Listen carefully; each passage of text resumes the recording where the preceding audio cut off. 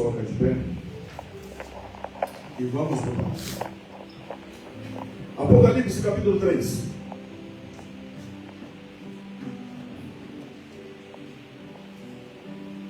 Versos 14 e 15. Vamos ler e depois vamos analisar toda essa carta até o verso 22. Diz assim: e o anjo da igreja que está em Laodiceia escreve: isso diz o Amém, a testemunha fiel e verdadeira, o princípio da criação de Deus. Eu sei as tuas obras, que nem és frio, nem quente. Quem me deras, foras frio ou quente. Pode receber.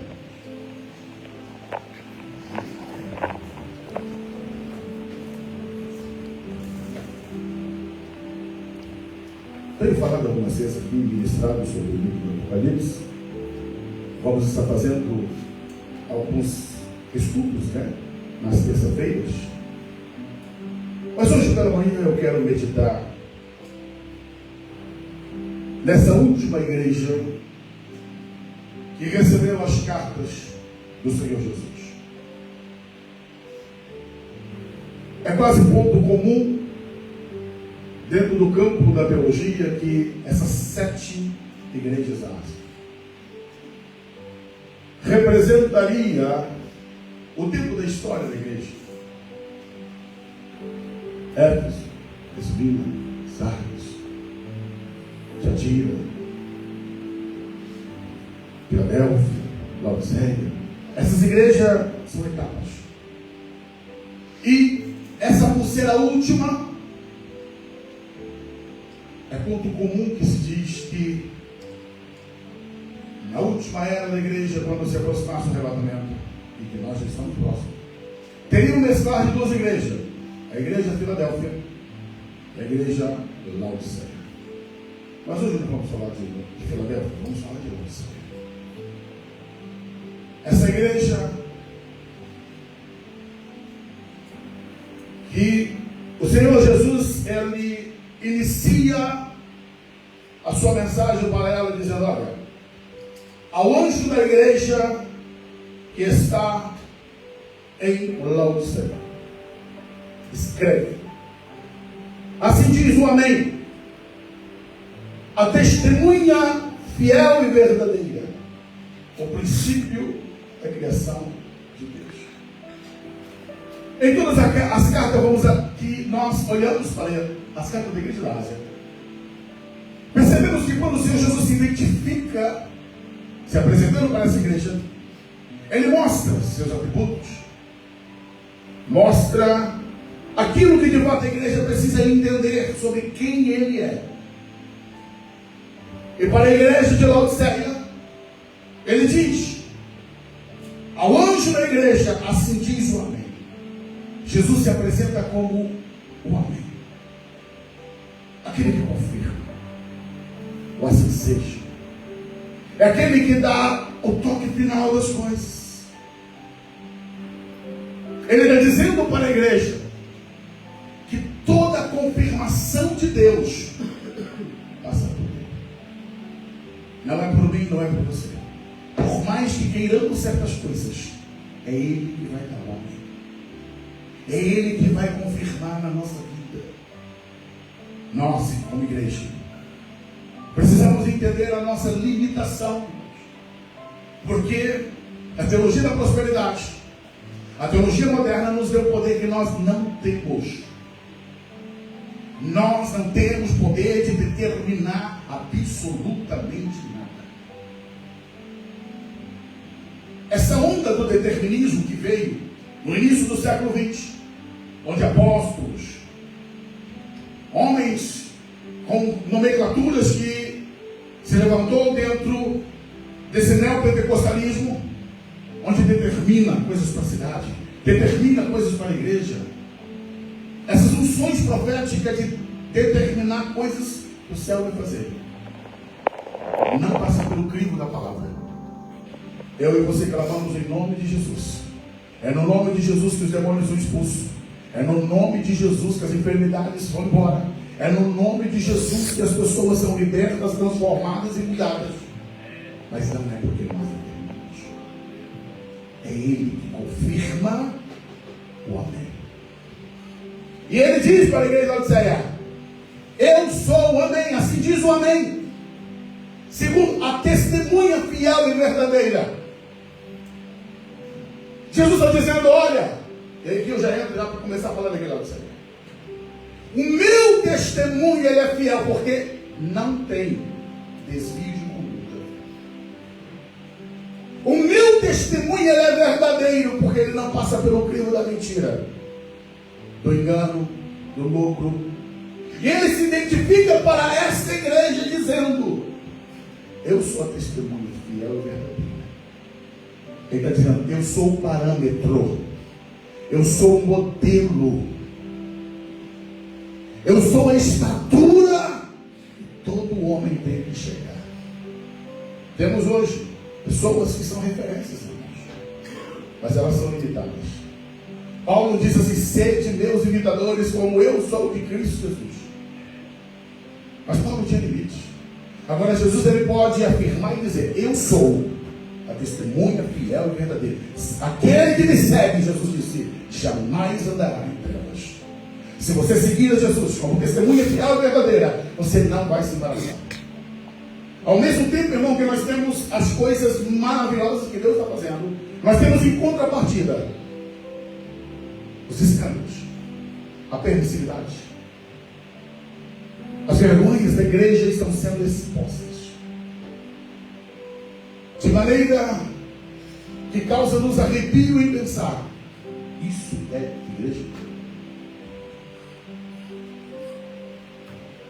A questão é: para onde estamos olhando? Para cá ou para lá? Onde é que está o foco dos nossos olhares? Pior do que olhar é medir. Com o que você está medindo a tua régua? Qual é a sua régua de medida? E muitas pessoas elas vão medir por baixo, vão medir pelo errado. Eu não sou tão errado. E quem disse que é assim, silêncio? Não. Eu tenho que medir pela testemunha fiel e verdadeira. Quão distante ainda eu estou do padrão.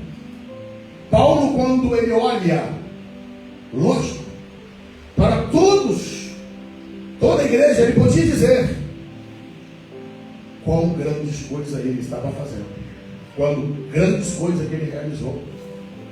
Ele escreve a sua carta defendendo o seu apostolado e diz: não devo nada a nenhum deles, sou um tanto apóstolo como eles, mesmo nascido abortivo. Agora, quando ele olha para a cruz, quando ele olha para Jesus, ele diz: miserável homem que sou, quem me livrará do corpo dessa morte? Se você olhar para Jesus, você vai enxergar: precisamos crescer, precisamos desenvolver. Não vai haver em nós esse sentimento de acomodação, de comodidade, porque quanto mais olhamos para Ele, mais percebemos que precisamos mudar o nosso coração, a nossa vida, porque Ele é o nosso padrão. Ele diz: olha, assim diz o amém, a testemunha fiel e verdadeira, o princípio da criação de Deus. Aqui às vezes há um imbróglio que cria pelo mau entendimento do que Jesus estava dizendo ali. Entenda, ele não é criado, ele é Deus eterno. Quando diz princípio da criação de Deus, ele está dizendo: ele é o princípio de onde começou toda a criação de Deus. É por isso que a Bíblia diz, através do apóstolo João, que também escreveu o Apocalipse, João, quando ele escreve no capítulo 1, ele diz: todas as coisas foram feitas por intermédio dele, e sem ele nada do que foi feito se fez. João, ele diz que lá no princípio ele estava com Deus e o verbo era Deus. Então o princípio da criação de Deus não significa dizer que Jesus teve um princípio, teve um começo. Não, ele é absolutamente eterno. De eternidade a eternidade, iria a Deus. Mas o verso 15 já começa então a mudar o tom da carta. No 14, nós temos a apresentação magnífica de Jesus. Mas a partir do verso 15, começa a descrever o estado da igreja. É o contraste. O 14 divino, o 15 humano. E o divino diz no verso 15 sobre esta igreja: conheço as suas obras. Deus nos conhece plenamente, irmãos, sem precisar de apresentação. Ele diz para a igreja de Laodiceia: eu conheço as tuas obras. Eu sei exatamente quem são vocês. Não preciso que ninguém me diga quem vocês são. Nós, seres humanos, quando queremos conhecer uma cidade, um local, uma família, pessoas, precisamos de apresentações. Para Deus não. Deus sabe quem é você, desde o momento que você foi gerado no ventre da tua mãe. Ele já te via quando você ainda era uma substância ainda informe. Ele assistiu todo o processo de gestação do seu nascimento, toda a tua infância e adolescência. Não existe nada da tua vida que Deus não saiba. E ainda assim Ele nos ama. Nunca desistiu de nós. E o que é mais lindo de Deus é que Ele não lança em rosto, mas Ele nos chama a atenção. Cuidado, porque se você continuar no caminho que andas, pode ter consequências graves, sérias e incorrigíveis. E aqui Ele fala para esta igreja: eu conheço as suas obras, eu sei quem é vocês. E Ele começa então a descrever para essa igreja o quadro, o cenário. Sabe o que choca aqui, irmãos? É quando você tem uma visão de si próprio que não corresponde com aquilo que é. Eu vou usar uma ilustração bem esdrúxula. Imagine que eu aqui dizendo para vocês, e tento provar que o meu terno é branco. E vou dizer: é branco. Comprei ele branco. Sempre usei ele e ele é branco. E vocês vão dizer: pastor, ou o senhor está com problema de vista, ou o seu tique-teco não estava aprendendo. Porque isso é branco. É isso que Jesus está fazendo com a igreja de Laodiceia. Porque eles têm uma apresentação, e o Senhor Jesus está desmontando tudo isso, dizendo: não é assim. O que eu estou vendo em vocês não corresponde com aquilo que vocês estão achando que são. E ele diz: eu conheço as vossas obras, que nem és frio e nem quente. Que me dera que foras frio ou quente. O Senhor Jesus, Ele sempre fez uso dos contextos, principalmente quando diz respeito a essas cartas. Você sempre vai observar em todas as cartas. O Senhor Jesus, Ele cita algumas coisas que está dentro do contexto social, histórico, geográfico, político daquelas igrejas. E a igreja de Laodiceia, o Senhor Jesus, para que a sua mensagem fosse mais eficaz, mais contundente, Ele faz uso exatamente dessa contextualização. Quando o Senhor Jesus está dizendo: olha, você não é frio nem quente, Ele usa um contexto geográfico da cidade. Acima da cidade de Laodiceia havia a cidade de Hierápolis. Abaixo, a cidade de Colossos. A cidade de Colossos e a cidade de Hierápolis eram duas cidades que tinham fontes termais. só que uma paradoxal com a outra. Hierápolis havia fontes que eram usadas como medicinais, que chegavam a 80 graus de temperatura, quase frio, mas terapeuticamente muito utilizado. Canalizar essas águas, e quando essas águas chegavam em Colossos, ela era o paradoxo lá de cima. Em Colossos essas águas eram extremamente frias e cumpria também o seu papel medicinal. Por isso era visitado e utilizado como fonte de medicinais Colossos, as águas de Colossos, que eram extremamente gélidas, geladas, e as águas de Hierápolis, que eram extremamente quentes. No meio do caminho está Laodiceia. Isso é geograficamente. As águas de Laodiceia eram horríveis para se beber.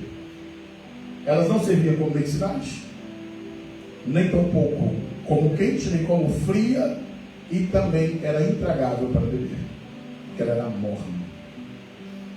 Jesus faz uso desse contexto e diz para eles: olha, vocês não estão nem quente e nem frio, vocês estão mornos. Há uma mornidão. E como é que isso se aplica espiritualmente, irmãos? Como é que isso aplica para nós, irmãos? O que significa para nós ser morno? Ser morno fala de indiferença. Eu não tenho nem fervor, nem zelo, mas também eu não estou completamente à parte com o mundo. Eu estou no meio termo. E digo mais: para aquele que está lá, há uma esperança, porque ele sabe que está perdido, ele sabe que ele está frio, ele sabe que está longe de Deus, ele sabe que a condição dele é pecaminosa. Agora o problema por morno é que ele acha que ele está bem, ele acha que ele está no razoável, ele acha que ele está no mais ou menos. Porém o Senhor Jesus, ele é firme, duro e contundente com a sua palavra. Ele diz para a igreja, verso 16: assim porque és morno e não és frio e nem quente, vomitar-te-ei. A água morna gera essa repulsa. O Senhor Jesus está dizendo: eu sinto repulsa das vossas atitudes. Ele não está dizendo que deixou de amar, não está dizendo que ela deixou de ser igreja. Ele está dizendo: as vossas atitudes, comportamento, maneira de ser, vai me fazer jogar vocês para fora. Ele é o dono da igreja, o cabeça da igreja, que comanda a igreja. A porta que ele fecha, ninguém pode abrir. Eu dei uma palavra, sei lá, meses ou anos atrás aqui. E depois alguém falou comigo: pastor, mas o que o senhor falou é muito forte. E eu vou repetir. Quando a Bíblia diz assim: buscai o Senhor enquanto se pode achar, invocar em mundo saber. Esse é meu ponto de vista, é a minha interpretação. Significa dizer que há um tempo que eu posso buscar o Senhor. E se Deus se recusar a te atender, eu te pergunto: você vai recorrer para quem? Não tem a quem recorrer, irmãos. Eu e você somos aceitos por graça, por misericórdia. Deus não tem obrigação de salvar ninguém. Tudo é por amor e por graça. E se eu violar essa graça, o escritor aos Hebreus diz assim: como escaparemos nós se não atentarmos para tão grande salvação? Se Deus trancar a porta e dizer: você escolheu o teu caminho, siga. Eu vejo homens que aconteceu isso. O escritor aos Hebreus diz que Esaú, quando viu a besteira que fez, diz a Bíblia, chorou, com lágrimas buscou arrependimento, mas foi rejeitado. Pastor, mas é contrário à graça. Não. Isso chama juízo de Deus. Por isso nós precisamos entender se Deus está dizendo que vai vomitar, irmãos. Não podemos brincar com Deus e nem com a sua palavra. É hora de nós fazermos uma introspecção, olhar lá dentro de nós, sondar, analisar, olhar para nós. Por isso que o apóstolo Paulo diz: examine-se, pois o homem é a si mesmo. Não é o pastor que vai examinar a tua vida, não é os presbíteros, não é teu marido, não é tua esposa, não é teu filho, tua mãe, teu pai. É você. Só você pode fazer uma avaliação sincera do que é que está acontecendo em dentro e colocar essas coisas diante de Deus, para clamarmos por misericórdia dele. Deus está dizendo: vocês são boa, está fora do padrão. Acabou? Não. Só está começando. Só está começando Deus desmascarando esta igreja. Porque o que vem ainda é mais forte. O verso 17 diz assim: como dizes, rico sou, estou enriquecido, de nada tenho falta, mas não sabe o que acho. Mais uma vez, o Senhor Jesus, ele faz uso do contexto de Laodiceia. Laodiceia era uma das cidades mais ricas e mais importantes daquelas cidades da Ásia Menor. É interessante que, para você ter noção, entre os anos 50, 60 da era cristã, houve um terremoto e que destruiu parte das cidades dali da Ásia Menor. E Laodiceia foi uma delas. Quando o Império Romano resolveu querer reconstruir, sabe o que o povo de Laodiceia disse? Não queremos ajuda de Roma. Temos reserva suficiente para reconstruir a nossa cidade. E reconstruíram tudo. A cidade, ela era mega rica. Não era só rica, mega. Laodiceia tinha um centro bancário. Ali havia uma grande quantidade de ouro. E ela ostentava essa posição social de riqueza em comparação com as outras cidades. Jesus, tomando esse contexto da cidade, aplica porque os crentes também, por estar nesse contexto de riqueza, e também desfrutavam das riquezas, se sentiam ricos.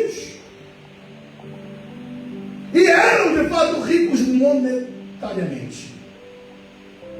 Mas o Senhor Jesus resolve tirar esse lençol, essa penumbra, esse embaçamento dos olhos dele, para dizer: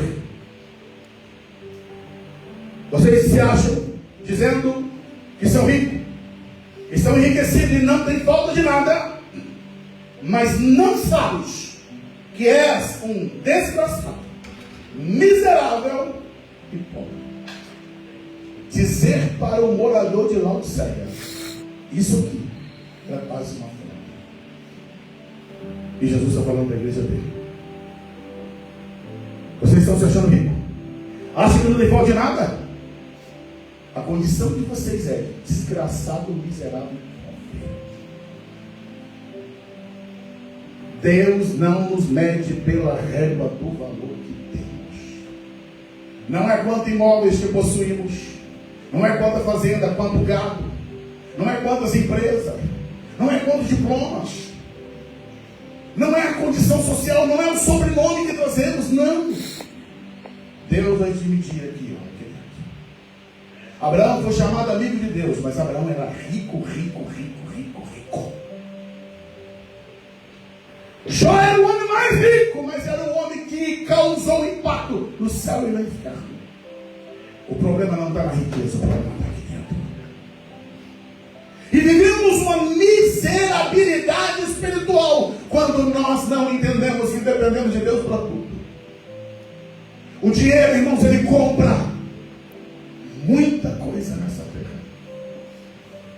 Sim, e compra mesmo, tá? Posições políticas, compra ilhas, compra estado, compra empresas, compra pessoas, compra divertimento. Só tem uma coisa: para Deus isso tudo é lixo, não vale nada. Não se compra as coisas de Deus. Quando aquele homem chega e diz: olha, Pedro, eu quero saber quanto tu quer receber para me receber esse poder de impor as mãos dos socializados.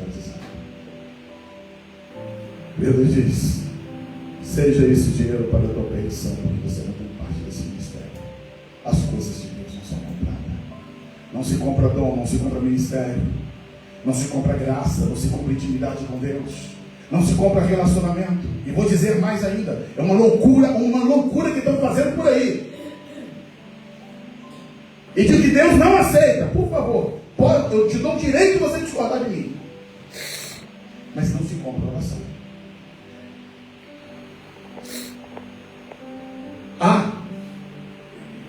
Mas agora tem os pregadores, os oradores profissionais da internet, que diz assim: mano, me manda 500 euros aí, que eu vou passar 10 horas de oração para você. Desculpe, irmãos, não funciona. Esquece isso. Me manda uma oferta gorda aí, que eu vou passar aqui, ó, uma semana de jejum para você.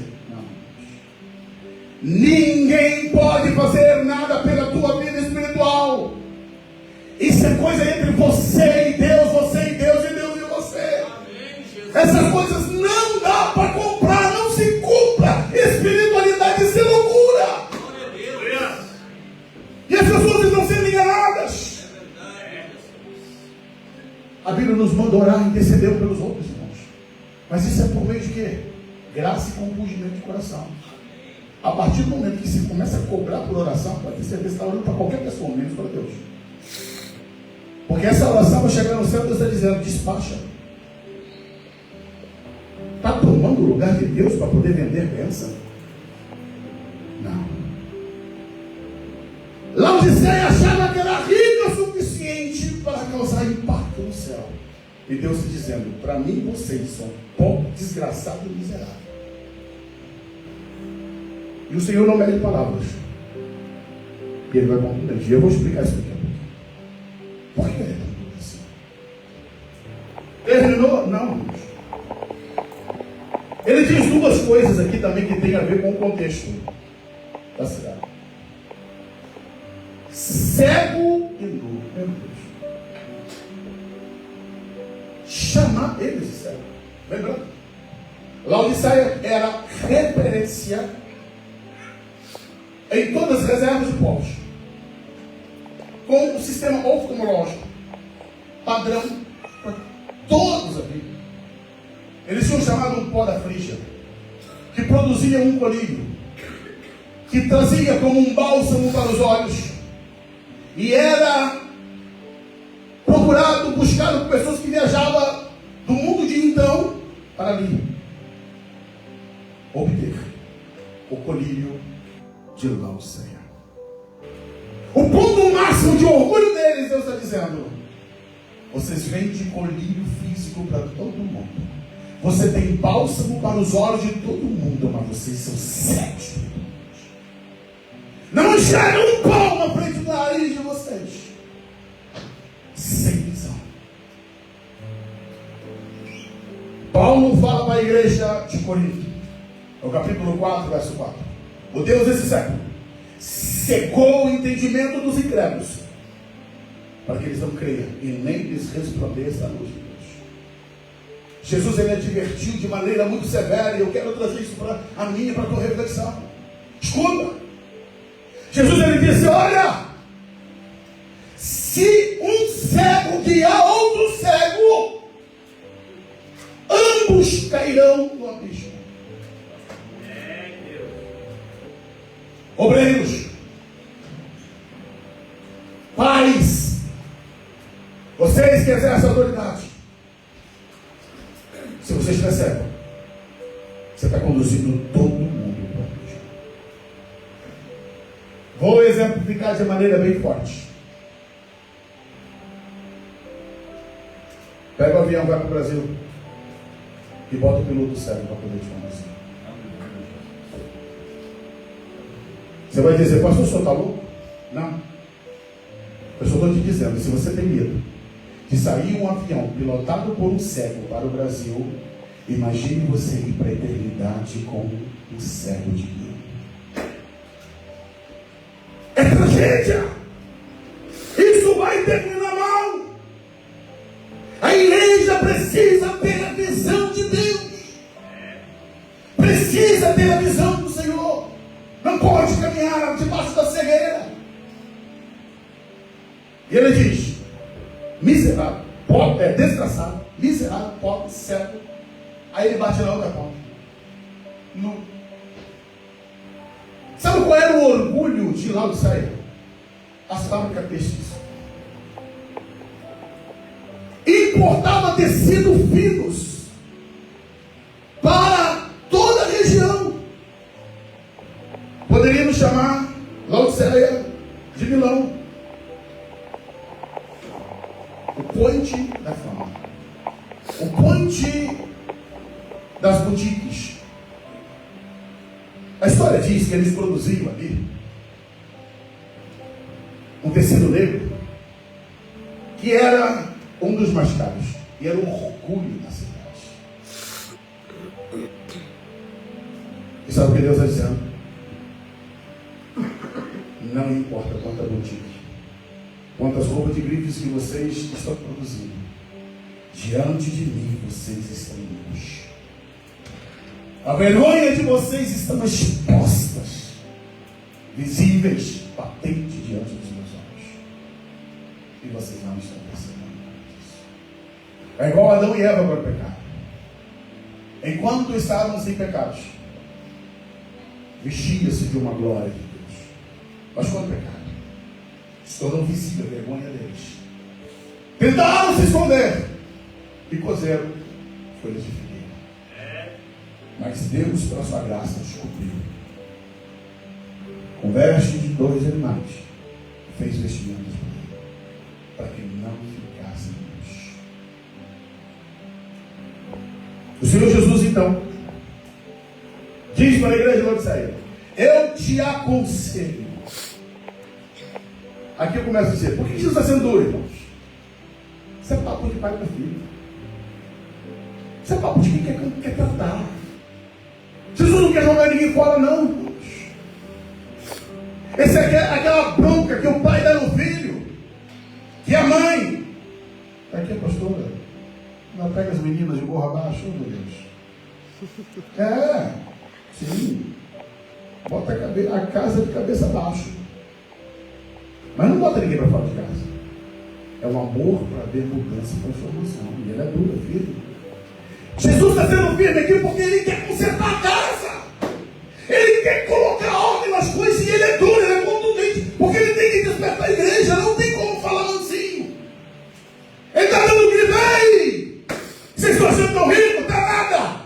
Vocês estão num padrão de desgraçado, miserável, pobre, cego. Aí ele diz: eu aconselho. É a palavra do bom pastor. Ele é o bom pastor que dá vida para as ovelhas. E ele diz para a igreja: olha, eu aconselho que de mim compre ouros provados no fogo para que te enriqueças. Jesus está falando para a igreja de sair o teu ouro. Quando vocês descerem a sepultura, não vai com vocês. O ouro de vocês não entra na eternidade. Só tem uma riqueza que vai para a eternidade, o ouro puro que eu posso vos dar. Então vocês têm que se enriquecer e comprar de mim. Mas como é que se compra ouro de Deus? Isaías 55. Você vai colocar aí? Isaías 55, verso 1. O Senhor disse, através do profeta Isaías, dizendo: e vós, todos que têm de sede, vindes águas, e o que não tendes dinheiro, vinde, comprai e comei. Sim, vinde, comprai, sem dinheiro, sem preço, vinho e leite. O preço já foi pago na cruz do Calvário, amado. É só você chegar lá: Senhor, eu quero o ouro da tua realeza, eu quero o teu governo, eu quero o ouro puro, porque eu quero um governo pleno, total, absoluto. O meu eu vai para a cruz, o teu trono vai ser levantado no meu coração. Isso é comprar ouro puro, é deixar Jesus reinar totalmente, plenamente, de norte a sul, de leste a oeste, sem espaço de reserva para nós. Eu te aconselho, verso 18 do capítulo 3, que compres ouro provado no fogo para que te enriqueças, roupas brancas para que te vistas. Eu vos disse que o orgulho deles era a lã negra produzida. Jesus está dizendo: isso é caro, a ostentação de vocês, mas eu tenho algo muito melhor do que a lã negra de vocês. Eu tenho roupas brancas, que simboliza santidade, que simboliza pureza, purificação. Eu tenho vestes de justiça para vocês. Eu vos aconselho que vocês adquiram de mim roupas brancas, para vocês se vestirem, e não apareça a vergonha da tua veste.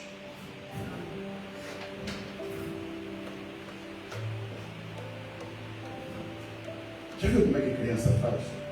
Quando é bem pequenininho, se arruma ele. Ele não tem noção do que é estar vestido ou estar sem.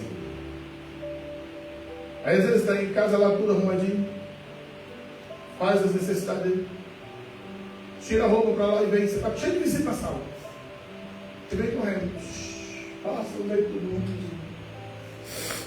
A mãe e o pai desesperam: você está pelado, vai lá para dentro, vamos botar roupa. E assim, sim, eles não têm noção. A igreja infantil não tem noção do que está expondo a sua nudez.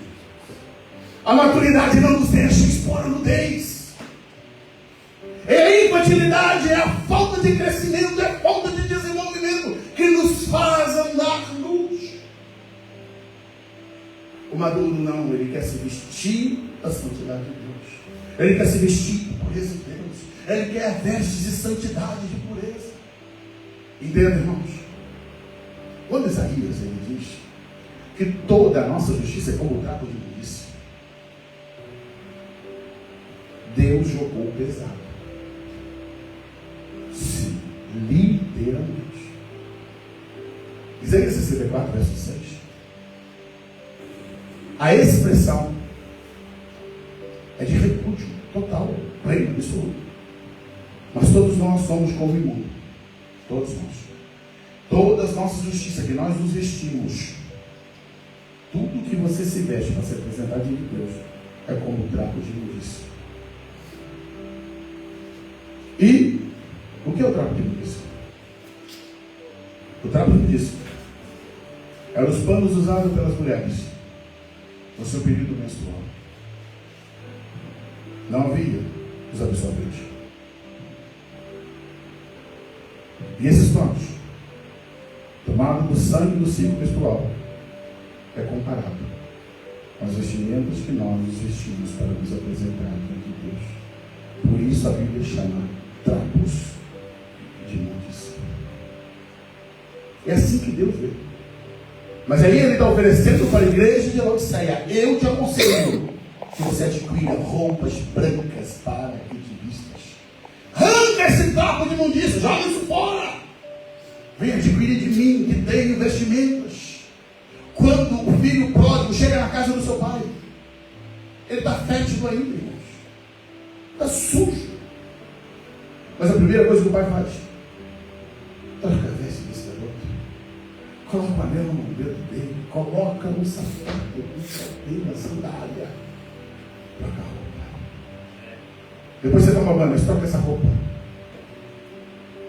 Porque Deus, ele quer repaginar você com a santidade dele, com a pureza dele, com a mudança, com a transformação. Não dá para caminhar com Jesus e ficar com a mesma roupagem.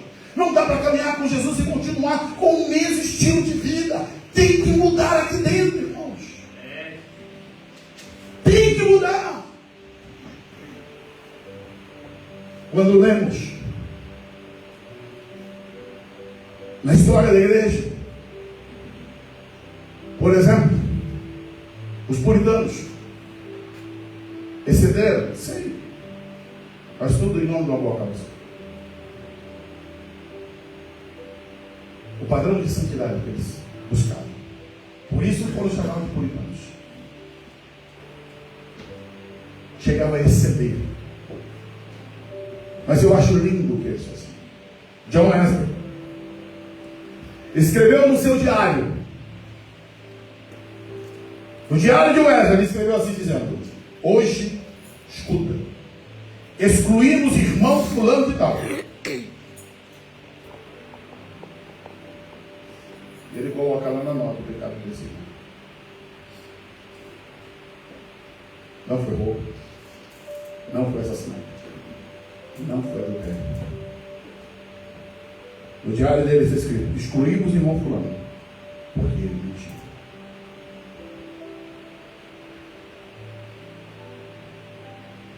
Precisamos rever os nossos padrões de santidade e pureza. Uma mentirinha aqui, um engano ali, uma meia verdade ali, uma coisinha cá. Precisamos rever esses padrões. O céu é lugar de santo. O céu é lugar dos fiéis. Tem uma adagio nosso brasileiro que diz assim: o mundo é dos mais espertos, agora os céus é só dos santos. Só dos santos. Esperto não entra no céu. Não. Tem que passar pelo crivo de Jesus. E ele diz: roupas brancas para que te vista não apareça a vergonha da tua nudez, e que te unchas os teus olhos com colírio para que vejas. Ele está dizendo: eu vou abrir os olhos de vocês pegarem o colírio do Espírito Santo, passar nos olhos de vocês. É como o salmista orou: Senhor, coloca um anjo na porta dos meus olhos. Em outro momento, Jó, ele ora: eu não colocarei diante dos meus olhos coisas impuras. Eu não vou colocar nos meus olhos aquilo que desagrada a Deus. Ei, tem que purificar os olhos. Deus quer olhos santos para a igreja. Aleluia. Tem que limpar os olhos. Tem que pegar o colírio do céu. E é um colírio que Deus vai abrir a visão da igreja. Tirar esse ofuscamento, esse embaçamento. O Saulo, que saiu de Jerusalém para ir para Damasco, é interposto no caminho dele e ele fica cego. Saiu enxergando tudo de Jerusalém e chega em Damasco cego. E enquanto Ananias não ora por ele, ele está cego. Não come, não bebe. Enquanto você estiver cego, você não come, não bebe, não se alimenta de Deus. Foi necessário o momento que Ananias chega. Ora, irmão Saulo, o Senhor Jesus que te apareceu no caminho da Damasco enviou-te para que imponha as mãos sobre ti e os seus olhos sejam abertos e receba o Espírito Santo. Naquela mesma hora caiu como escama dos olhos dele, ele passou a enxergar e ver. E podia estar ali diante o homem de Deus que estava orando por ele. Deus quer abrir os seus olhos espirituais. Deus quer trazer um colírio sobre você nesta manhã, para que 2023 seja ano de visão e não ano de cegueira. Ano de olhar para as coisas de Deus e não para as coisas que estão aqui na terra. E Jesus termina a sua cara. Verso 19: eu repreendo e castigo a todos quanto amam. Sempre zeloso e arrependido.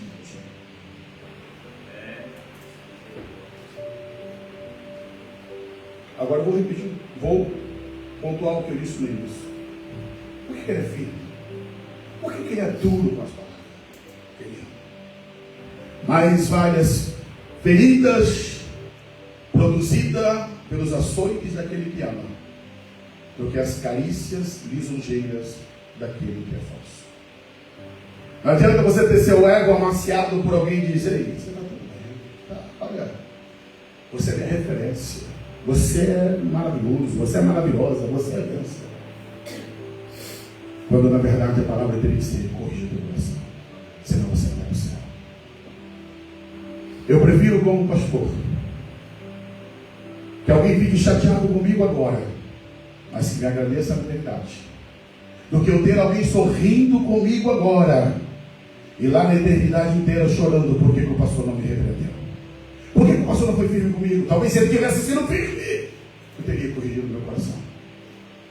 E o Senhor Jesus, por isso que ele é firme com a igreja, ele diz: eu corrijo, eu repreendo e castigo a todos quanto amo. Ser, pois, zeloso. Ele está pedindo: tenha zelo. Tenha zelo pela tua alma, tenha zelo pela tua casa, tenha zelo pela tua família. O que é arrependimento, irmãos? Pronto, eu poderia ter outro sermão. Arrependimento é metanoia, é mudança, é basicamente isso. O que significa essa palavra metanoia? Eu estou indo nessa direção. Olha, eu converti-me. O arrependimento fala de mudança de direção. E Deus está dizendo para essa igreja: arrepende, muda a direção de vocês, muda a postura. E agora eu quero terminar e dizer: é o ponto mais ápice dessa palavra, o verso 20. Eu na madrugada, eu acabei acordando, fui para a sala, eu fui meditar um pouco. Eu salvei o meu telemóvel e esqueci de mandar para a mídia da igreja. Então eu não vou ter essa imagem aqui. Mas isso aí mexeu comigo. Eis que estou à porta e bato. Se alguém ouvir a minha voz e abrir a porta, entrarei até ele e com ele comigo. Eu anotei aqui, salvei, mas está no telemóvel. Teve um pintor chamado Ronald Kunz. Ele pintou um quadro, tem réplicas dele, né? Algumas modificadas, mas eu busquei o original. Ele não chega a ser tão bonito o quadro, mas ele é contundente. Está lá o Senhor Jesus em uma porta, onde tem, né, vários galhos. E ele, sabe o que consegue? Se eu te enviar aí, olha essa, estão aqui. Eu vou terminar. Pega na minha aqui. Eu vou falando, depois eu coloco. Entenda uma coisa. E esse pintor, ele pintou esse quadro. E a porta que ele pintou não tem maçaneta. E ele foi muito criticado por isso. Que porta que não tem maçaneta? E depois de tantas críticas que recebeu, ele explicou: no meu entendimento, a maçaneta está por dentro, não está por fora. É por isso que ele está lá dentro. Se a maçaneta estivesse por fora, ele abria. Mas a maçaneta está por dentro.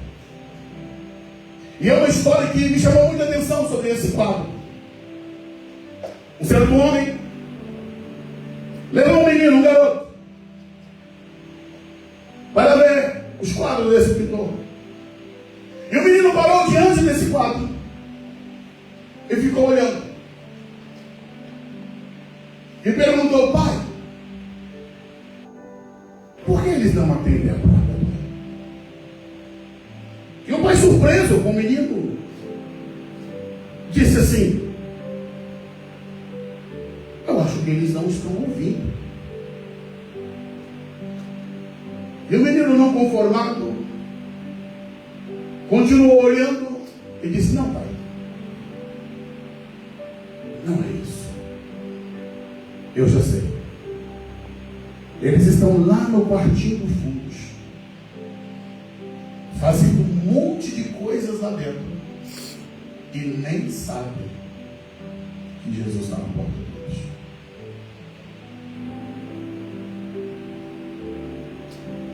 Só tem que agora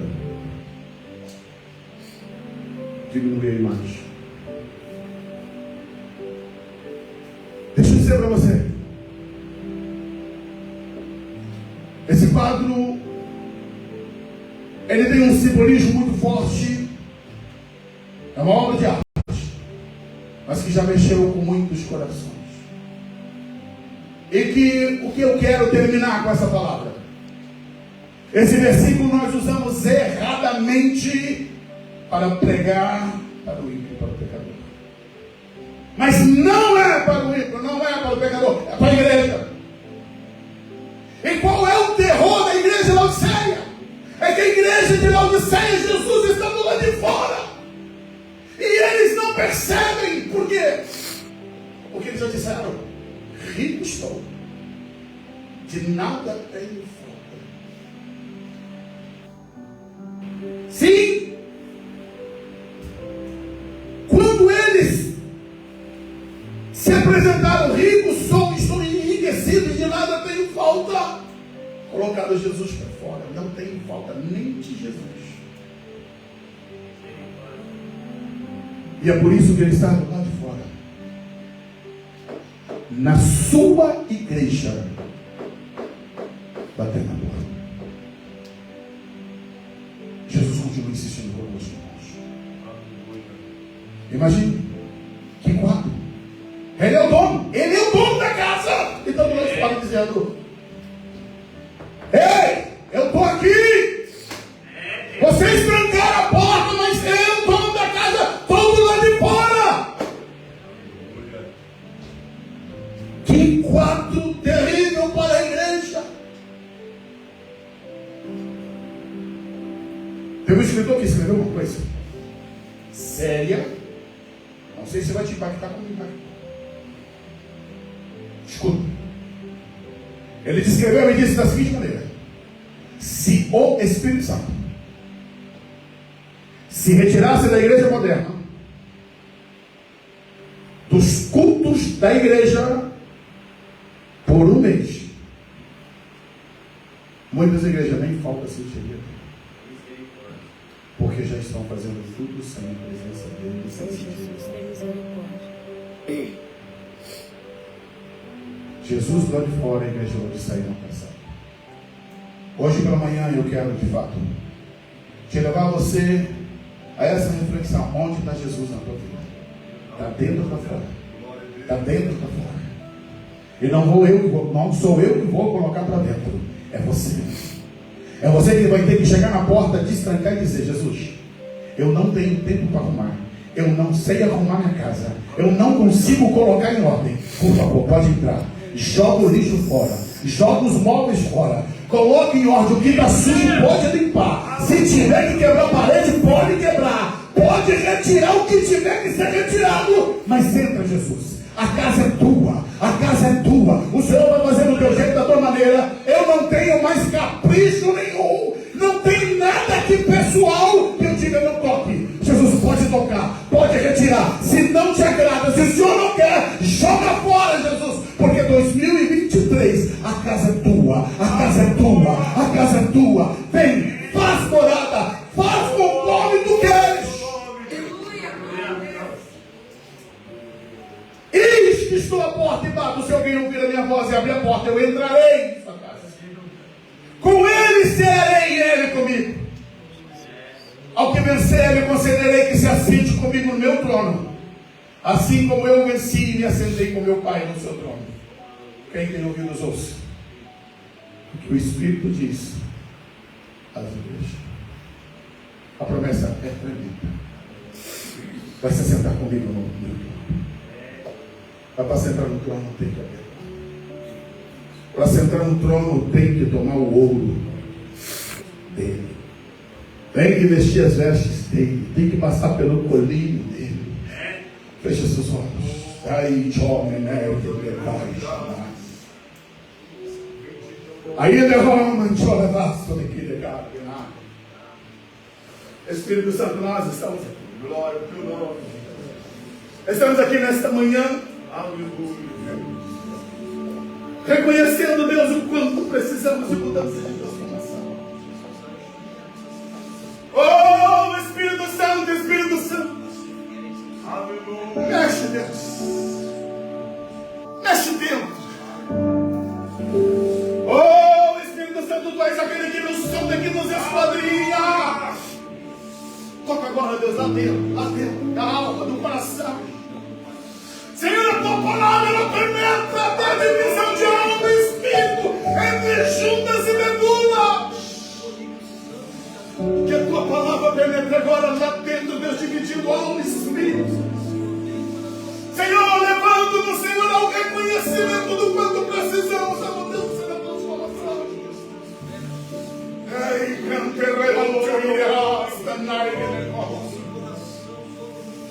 eu quero te dar um tempo para você orar agora. Você e Deus. Esquece quem está do teu lado. Esquece o irmão, esquece a irmã.